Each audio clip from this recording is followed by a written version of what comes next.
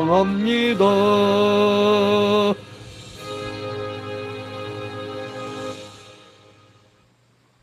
다 같이 사도신경으로 신앙 고백합니다.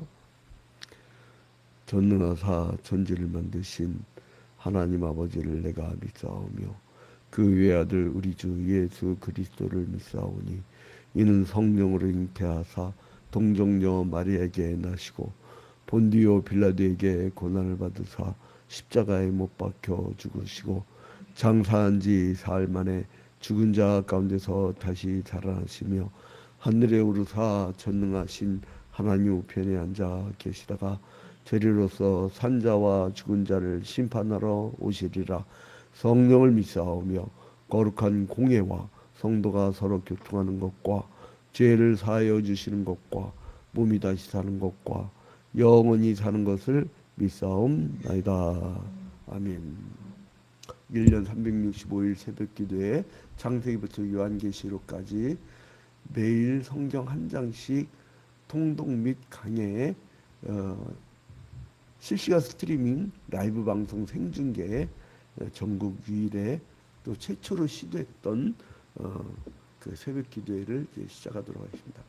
이제 그 원래 이제 성경 통독을 이 시간에 했었는데 좀 늦게 끝나는 경향이 있어서 그 성경 통독을 찬송 전에 하니까 미리 이제 주기도 그 사도신경 전에 하니까 미리 이제 들으시면 됩니다.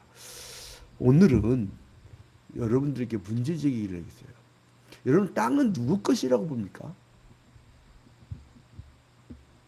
인간이 태어나기 전에 자기 땅이 있었던 사람이 있었던가요? 땅은 누구 것인가? 오늘 이게 본질적인 질문을 던지는 말씀인데요. 이 땅이 네 땅이야. 80년대에 하도 막 분단을 이용했고 반공 이데올로기로 그 분단을 획책하면서 이 정권 연장을 하려고 하고 그래가지고 그때 그 대학생들이 구호가 이제 있더라고요. 이 땅이 네 땅인데 어디 가도 못하느냐. 그러니까 이게 그 구호가 알고 봤더니 1960년도에 그 4.19 혁명 때 3.15 부정선거 후 그 4.19 혁명 때도 그 구호가 있었더라고요. 근데 이 땅이 누구냐? 누구 거냐? 여러분 내 땅이다 하고 살았던 사람이 얼마나 많았어요. 근데 전도서 1장 4절에 보니까 한 세대는 가고 한 세대는 오되 땅은 여전히 있도다.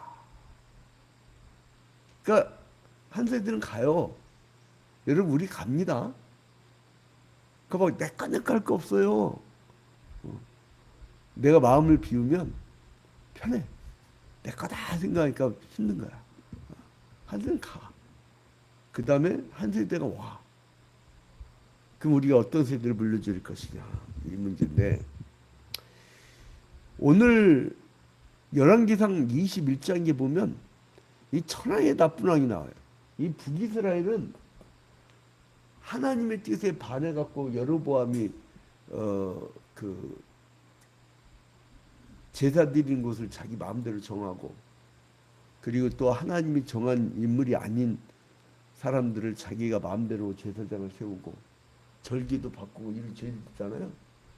근데 그 뒤를 해서 나답, 바사, 엘라, 시므리, 오므리 혁명에 의해서 그 쿠데타에 의해서 정권이 바뀐 다음에 아방이 들어섰잖아. 아방. 근데 1절에 보니까 열왕기상 21장 1절에 보니까 그 후에 이 일이 있으니라. 그 후는 어떤 후예요? 어제 봤죠? 아람왕 베나다시 쳐들어왔고 두 번이나 치고 간 거. 그때 이제 이스라엘 사람 나봇에게 이스라엘의 포도원이 있어. 이제 이스라엘이라는 땅이 있는 거죠. 이 아하방 때에 이스라엘이라고 하는 땅에 나봇이라는 사람이 있어요.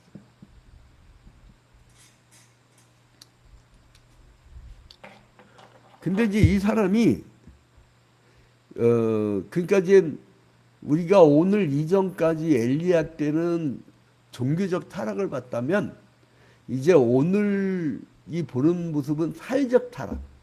북이스라엘이 그러니까 여러분 종교적으로 타락하면요 양심이 없어요. 여러분 그 아이들을 왜 믿는 사람들 가정에 보내려고 하냐면 믿는 사람들의 가정은 뭐가 있냐면 회개라는 게 있어요. 회개. 왜냐하면 우리의 경배 대상이 있잖아요. 그 앞에서 우리가 죄를 질 때 회개라는 게 있어요. 그러나 믿지 않는 자들은요 회개라는 개념이 없어요. 그렇잖아요. 자기 반성은 있겠지.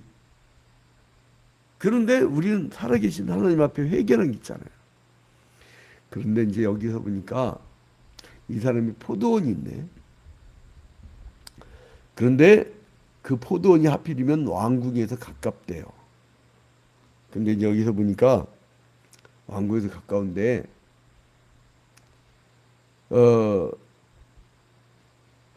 아방이 나봇에게 뭐라고 하냐면 야 나한테 그 땅을 줘가지고 내가 채소밭을 좀 심게 해다오. 그 대신에 내가 다른 데다가 더 아름다운 포도원을 너한테 줄게. 그런 거예요. 아니 내가 돈으로 살게. 얼마야? 이거예요. 여러분 벌써 이거 타락한 거죠. 얼마야? 땅을 값을 먹여. 이거 엄청난 그 율법 위반입니다. 하나님께서 뭐라고 하셨어요? 예? 레위기 25장 23절에 23절에 토지를 영구히 팔지 말 것은 토지는 다 내 것임이니라. 너희는 거류민이요 동거하는 자로서 나와 함께 있느니라. 야 토지를 영구히 팔지 마. 토지는 다 내 거야. 팔지 말라고 했죠 주님은. 근데 지금 아합은 무슨 짓 하고 있어요? 이스라엘 내 나봇의 포도원을 내가 채소밭 심을 거니까 달라. 근데 싫어. 그러니까 내가 돈 주고 사겠다. 하나님이 하지 말라는 거잖아요. 토지를 영구히 팔지 말라. 영원토록. 그러니까 지금 사실은 토지를 매매하거나 주택을 매매하는 것은요. 이거는 아주 반기독교적이고 반하나님적인 정책이에요. 주택은 투기의 대상, 투자의 대상이 아니라 사람이 사는 대상인 거예요. 그래서 레위기 25장 23절 여러분 잊지 마세요. 이거는 구약과 신약의 비연속적 율법도 있지만 연속적 율법도 있어요. 이건 뭐예요? 토지를 영구히 팔지 말라. 영구히. 그 이유가 뭐냐? 토지는 다 내 것임이니라. 토지는 누구 거라고요? 토지는 하나님 거다. 그래서 구약시대 때는요. 토지 매매가 금지됐었어요. 근데 뭐만 있었느냐? 경작권. 기업 물을 자가 경작권. 경작권이라는 개념이 뭡니까 여러분? 그 땅을 가지면 땅 가진 만큼 농사를 해야 돼. 이 정신이 사라져 버렸어요. 자본주의 때문에. 자본주의 특징은 뭐냐면요. 잉여가치를 남겨먹고 그리고 또 그 잉여가치를 가지고 또 확대 재생산을 하고 자꾸 재생산을 하려고. 그래서 이제 아합이 달라고 했는데도 안 주니까 이 사람이 끙끙 앓아. 그래서 침상에 누워서 얼굴 돌리고 좀 기집애 성격이 있나 봐. 아유 죄송합니다. 이거 여성 비하인데 이 여성스러운 나약한 여성은 원래 강한데 우리 집은 더 강해요. 근데 이 사람이 뭔가 이 좀 뭐랄까 이미지가 굉장히 약했던 것 같아요. 저는 그 기존 사회 관념보다 더 나약한 남자 저는 여자보다 기존 이 보통 여성관 그러면 나약하다 이렇게 생각하잖아요. 근데 여기서 보니까 아합이 근심하고 답답해요. 그러니까 자기가 막 답답한 거야, 깝깝한 거야. 그러니까 막 들어 누운 거야. 그래서 이제 그의 아내 이세벨이 그에게 나와 이르되 왕의 마음에 무엇을 근심하여 식사를 아니하나이까. 그러니까 왕이 이제 일러봤죠. 나봇이 말이야, 응? 내가 포도원을 돈 주고 살려고 했더니 이게 안 판대. 그러니까 이세벨이 아니 당신 왕 맞아? 그러니 이세벨이 아합의 이름으로 편지를 써요. 그리고 이제 어인을 딱 찍어. 그리고 장로와 귀족들한테 그 편지를 보내. 그리고 그 편지 사면에 이제 금식을 선포하고 나봇을 백성 가운데 높이 이제 앉혀놔요. 그 다음에 이제 불량자 두 사람을 그 앞에다 쫙 앉혀치고 불량한 사람. 그에게 대해서 증가하기를 네가 하나님의 왕을 저주했다 하고 거짓말해. 저주한 게 아니라 땅 안 판다고 했죠. 응? 그래서 그를 어떻게 되면 불량자들 시켜갖고 돌로 쳐 죽여버려. 그리고 나서 남편한테 가서 거짓말을 해요. 뭐라냐면 나봇이 돌에 맞아 죽었다는 걸 알면서 15절에 이세벨이 나봇이 돌에 맞아 죽었다함을 듣고 이세벨이 아합에게 이르되 일어나 그 이스라엘 사람 나봇이 돈으로 바꾸어 주기를 싫어하던 나봇의 포도원을 차지하소서. 나봇이 살아있지 아니하고 죽었나이다. 그러니까 돌에 맞아 죽었다는 얘기를 안 해버려. 죽었대요. 그런 거야. 근데 그때 17절부터는요. 이 누가 등장해요? 정의 사도 선지자 엘리야가 17절부터는 그 엘리야가 등장해요. 21장 17절부터 엘리야가 이제 딱 등장해요. 엘리야가 등장을 해서 이제 그 아합과 이세벨에게 심판이 내릴 거다. 이렇게 얘기를 해요. 19절에 보니까 이 엘리야가 이제 선지자들은 하나님의 말씀을 전한 자들이라 겁이 없죠. 그래서 그 19절에 보니까 너는 그에게 말하여 이르기를 여호와의 말씀이 네가 죽이고 또 빼앗았느냐고 하셨다 하고 또 그에게 이르기를 여호와의 말씀이 개들이 나봇의 피를 핥은 곳에서 개들이 네 피를 곧 내 몸의 피도 핥으리라 하였다라. 나중에 아합이 죽고 나면요 이 이스라엘 그 지역에서 죽었을 때 피를 흘릴 때 개들이 진짜 핥아요. 나중에 예언대로 되는 거예요. 그래서 이제 그 나중에는 이세벨도 그렇게 될 것이다. 어떻게 되냐? 23절에 이세벨에게 대하여도 여호와께서 말씀하여 이르시되 개들이 이스라엘 성읍 곁에서 이세벨을 먹을지라. 이스라엘 성읍에서 아합은 피를 흘릴 때 개들이 핥아먹고요. 피를 이세벨이 죽으면 이세벨을 자체를 먹어버린대. 얼마나 그 비참한 그 죽음입니까? 근데 까마귀 가서 먹어야 될 거 아니에요. 근데 까마귀도 와서 먹지도 않는데 더러워서. 그래서 24절 끝에 보니까 공중의 새가 먹으려고 하셨느냐. 이제 이 공중의 새가 나중에 개들이 먹은 다음에는 이 공중의 새가 나중에 와서 먹을 것이다. 이 얘기를 해요. 그 다음에 이렇게 비참하게 처치당할 거라는 예언을 듣고 이 그 아합이 뭐를 하냐면 아합 왕이 뭐를 하냐면 27절에 보니까 아합이 이 모든 말씀을 들을 때에 그의 옷을 찢고 굵은 배로 몸을 동이고 금식하고 굵은 배에 누우며 곧 풀이 죽어 다니더라.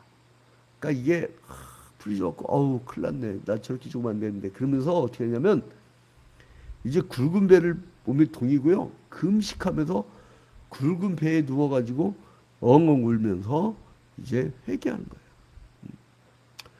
그래서 이제 그 하나님이 변경을 29절에 아합이 내 앞에서 겸비함을 네가 보느냐 그가 내 앞에서 겸비함으로 내가 재앙을 그 시대에는 내리지 아니하고 그 아들의 시대에야 그의 집에 재앙을 내리라 하셨느니라.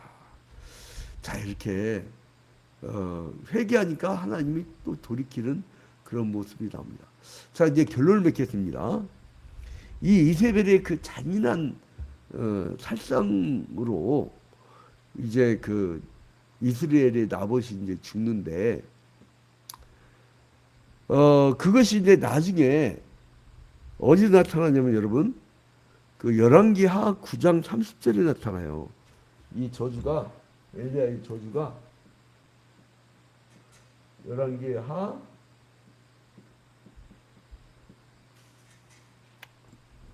9장입니다. 9장 30절부터 37절. 여러분이 시간 날 때 한번 읽어보시고 시간 관계상 이제 생략하고요. 그래서 나봇의 포도를 강탈한 아합과 이세벨에게 이제 심판이 선포되는 건 당연한 거죠. 그런데 이세벨하고는 달리 아합은 회개를 해.